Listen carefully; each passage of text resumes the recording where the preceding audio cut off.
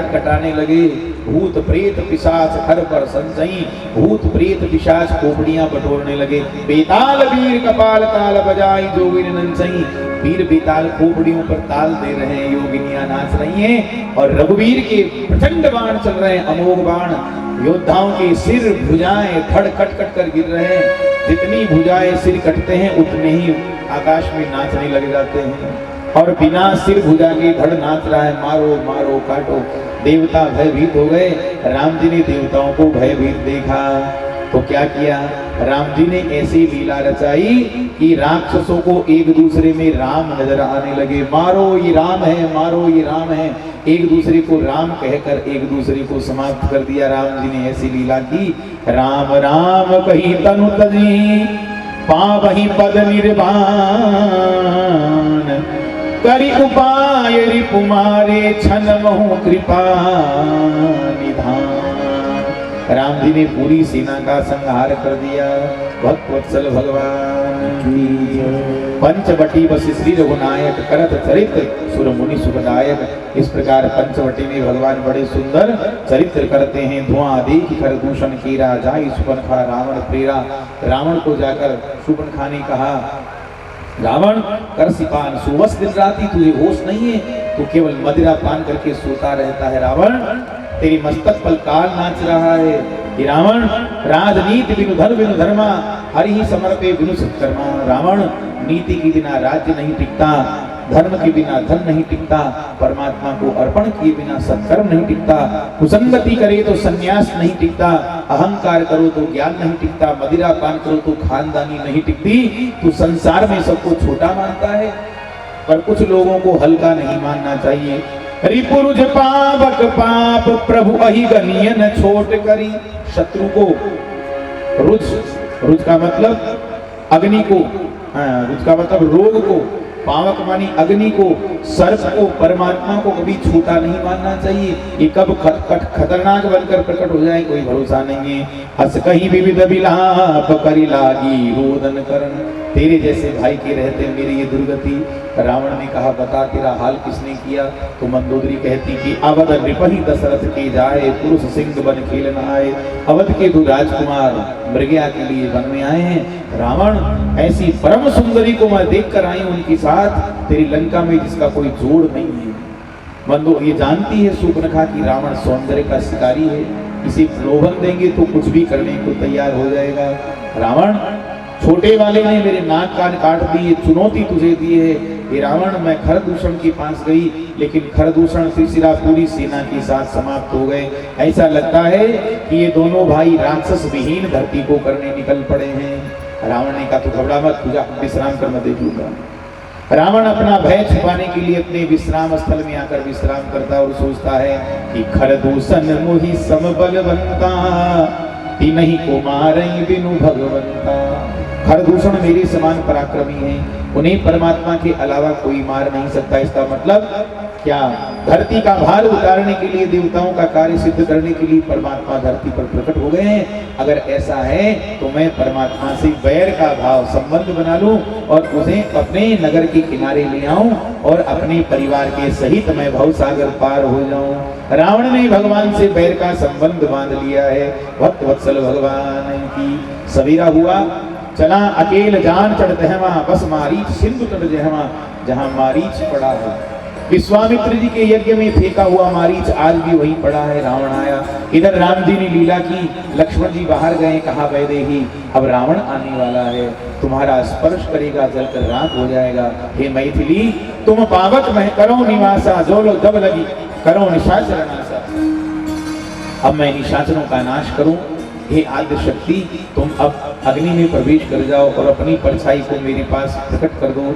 माता जानकी हंसते हंसते अग्नि में समर्पित हो गई, परछाई को प्रकट कर दिया। तुलसीदास जी को लिखना पड़ा कि लक्ष्मण हो यह मरम न जाना, जो कछु चरित रचा भगवान। इधर रावण ने प्रणाम किया, मारीच घबराने लगा, थर-थर कांपने लगा। नवन नीच कहीं अति दुखदाई। कई दुष्ट व्यक्ति ऐसे होते हैं महाराज जी जिनका प्रणाम भी भयदायक होता है। कहा रावण फालतू की बात बंद करो, क्या बात है, क्या कारण है बताओ, आने का कारण बताओ। कहा मामा ओम कपट मृग तुम छलकारी देह विधियान हरो नारी, तुम मायावी मृग बनकर चलो, मुझे उन दोनों राजकुमारों की स्त्री का हरण करना, उनके साथ स्त्री है उसको हरण करना है। मारीच ने कहा तुम किसकी बात कर रहे हो? राम लक्ष्मण की बात तो नहीं कर रहे? रावण ने कहा हाँ मैं उन्हीं की बात कर रहा हूं। मारीच ने कहा हे रावण, राम लक्ष्मण को तुमने देखा है? उनमें कितना बल है तुमने कभी अनुमान लगाया है, अनुभव किया है? बोले नहीं। कहा रावण मैंने दोनों को देखा भी है और उनका बल कितना है अनुभव भी किया है। और राम ने एक बिना फल का बाण मुझे मारा, 100 योजन पार मुझे फेंक दिया। सोचता हूं अगर मुझे अखंड बाण लगा होता तो मेरी क्या गति होती। हे रावण, ये नीति कहती है कि बैर और प्रेम समान व्यक्ति से करना चाहिए, असमान से नहीं। अगर मंदोदरी की मांग का सिंदूर सलामत चाहते हो, वापस लंका लौट जाओ। रघुवंशी से विद्रोह करके तुम कुशल नहीं रह पाओगे। रावण ने चमचमाती तलवार म्यान से खींची, अभी बताता हूं तुझे। मारीच ने देखा नहीं जाऊंगा तो ये दुष्ट मार देगा, जाऊंगा तो राम जी मारेंगे, दोनों तरफ मृत्यु निश्चित है। इस समय मारीच जैसा राक्षस भी महाराज जी बहुत बुद्धिमान बन गया। उसने सोचा कि नवहि विरोधे नहीं कल्याणा, ये 9 व्यक्ति ऐसे होते हैं जिनसे बैर नहीं करना चाहिए। शस्त्री मरमी प्रभु सठ धनी, वैद बंदी कभी भानस गुनी। जो शस्त्र विद्या में निपुण हो उससे कभी बैर नहीं करना चाहिए। जो मर्मी हो, आपका मर्म जानता हो, उससे बैर नहीं करना चाहिए। तुम्हारी पोल पट्टी खोल देगा सबके सामने। हाँ, परमात्मा से स्वामी से बैर नहीं करना चाहिए। 60 मूर्ख से बैर नहीं करना चाहिए। धनवान से कभी बैर नहीं करना चाहिए, क्योंकि धन सर्वे गुणः कांचनमाश्रयन्ति, धन से सब कुछ किया जा सकता है। वैद्य से, डॉक्टर साहब से कभी बैर नहीं करना चाहिए। वैद्य के सामने, डॉक्टर के सामने बाहें चढ़ाओ तो इंजेक्शन खाने के लिए चढ़ाओ, अपना रोग दिखाने के लिए नहीं। महाराज जी ऑपरेशन करते समय कैंची छोड़ दी अंदर तो मारे जाओगे। वैद बंदी, जो बंदी होते हैं मीडिया वाले प्रचारक, इनसे कभी बैर नहीं करना चाहिए। इलेक्ट्रॉनिक मीडिया, प्रिंट मीडिया, ये सरस्वती के वर्ग पुत्र होते हैं, ये कुछ भी लिख सकते हैं, उधेड़ कर रख देंगे, कभी इनसे बैर नहीं करना चाहिए। कभी हो गया भानस, रसोईया, भंडारी से कभी बैर नहीं करना चाहिए। भंडारी चाहे बाहर वाला हो चाहे घर वाली हो, इनसे थोड़ा सीताराम कहकर ही काम करना चाहिए। और कुछ मिला दिया तो होश हो गया सीताराम। भक्त वत्सल भगवान की भानस, हाँ गुणी, जो गुणवान है उससे भी कभी बैर नहीं करना चाहिए। और मारीच ने देखा कि 9 के 9 सारे इसमें विराजमान है। वो रावण शस्त्री भी है, मर्मी भी है, धनी भी है, सठ भी है, सब कुछ है इसमें। उभय भांति देखा निज मरना, तब ताकि सिर रघुनायक सरना। दोनों तरफ मृत्यु है। तो मारीच ने राम जी से प्रेम का संबंध बना लिया। राम जी की तरफ देखा, राम जी मुझे मारेंगे नहीं, मैं राम जी के हाथों से भव सागर पार हो जाऊंगा।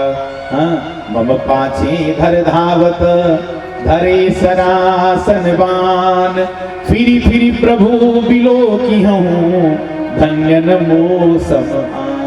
बार बार वेद वेदांत जिसके पीछे दौड़ते हैं, आज भी परमात्मा मेरे पीछे दौड़ेंगे। मैं बार बार घूमकर उनको देखूंगा, मेरे जैसा सौभाग्यशाली कोई नहीं है। अब सौंप दिया इस जीवन का सब भार तुम्हारे हाथों में, है जीत तुम्हारे हाथों में और हार तुम्हारे हाथों में। राम जी के हाथों में सब कुछ सौंप दिया। बट मृग भयो मारीच सोने का मृग बनकर उछलने लगा जानकी जी के आश्रम के आसपास। सीता परम रुचिर मृग देखा, माता जानकी की नजर गई और कहा, सुनहु देव रघुबीर कृपाला, एहि मृग कर अति सुंदर छाला। हे रघुनाथ जी देखिए इस हिरण की चमड़ी कितनी सुंदर है, आप जाइए और हिरण को मारकर उसकी चमड़ी ला कर दीजिए, उसका मैं वलकल बनाऊंगी। राम जी जानते थे ये हिरण नहीं है मायावी मृग, ये मारीच है। पर राम जी ने सोचा कि जब तक रघुवंशी बाहर नहीं जाएगा, निशाचर वंशी यहाँ नहीं आ सकता। अगर रावण को भीतर लाना है तो मुझे बाहर जाना ही पड़ेगा। और फिर भक्त की इच्छा है तो भक्त की इच्छा भी मुझे पूरी करनी है। तो लक्ष्मण जी को कहा, लक्ष्मण राक्षस बहुत घूमते हैं, जानकी का ध्यान रखना। राम जी ने जटाएं बांधी, तरकस बांधा, धनुष हाथ में लिया, सर संधान किया। और आज क्या बात है, तुलसीदास जी लिखते हैं कि निगम नेति शिव ध्यान न पावा, निगम नेति शिव ध्यान न पावा, माया मृग पाछे सो आवा, माया मृग पाछे सो। निगम नेति, वेद में नेति कहकर वंदना करते हैं। शिव जी भी जिनका ध्यान नहीं पाते, ध्यान में दर्शन नहीं कर पाते, आज वे परमात्मा भारतीय संस्कृति की रक्षा करने, संतों की रक्षा करने, सनातन धर्म की रक्षा करने और भारत की पवित्र नदियों को संतों के खून से जिन राक्षसों ने लाल कर दिया था, उन्हें पुनः उज्जवल करने के लिए, देवताओं का कार्य सिद्ध करने के लिए माया मृग के पीछे दौड़ लगा रहे हैं। राम जी ने सोचा इसको थोड़ा दूर ले जाकर मारना चाहिए। बार बार मारीच राम जी को घूम घूम कर देख रहा है। तब तक ही राम कठिन सर मारा, धरणी परयों घरी करी घोर पुकारा। राम जी का अमोघ बाण लगा और धरती पर निर्जीव होकर गिर पड़ा। मरते समय लक्ष्मण कर प्रथम ही लय नामा, पीछे सुमिर सिमन मोहराम। देखो, कोई व्यक्ति मरता है तो मरते समय राम राम बोलता है, स्वाभाविक है, राम राम राम ही याद आएंगे, पर इसने राम नहीं कहा। लक्ष्मण कर प्रथम ही लय नामा, लक्ष्मण लक्ष्मण कहा और उसके बाद में पीछे सुमिरसी मन महु रामा, मन में राम और वाणी पर लक्ष्मण। माता जानकी ने सुना और कहा कि जाओ बेगी संकट अति भ्राता। भैया लक्ष्मण, लगता है आपके भैया पर कोई महान विपत्ति आ गई है, अपने भाई की सहायता के लिए जाओ। लक्ष्मण जी हंसने लगे। लक्ष्मण भी हंसी कहा सुनो माता। हंसकर लक्ष्मण जी बोले, हे माता, भृकुटि विलास सृष्टि लय होई, सपने हो संकट परहि की सोई। हे मां, दिल की भृकुटि टेढ़ी करने मात्र से सृष्टि की रचना हो जाती है, ब्रह्मांड का नाश हो जाता है, सृष्टि का नाश। ऐसे परमात्मा, ऐसे प्रभु राम को संकट कभी आ ही नहीं सकता।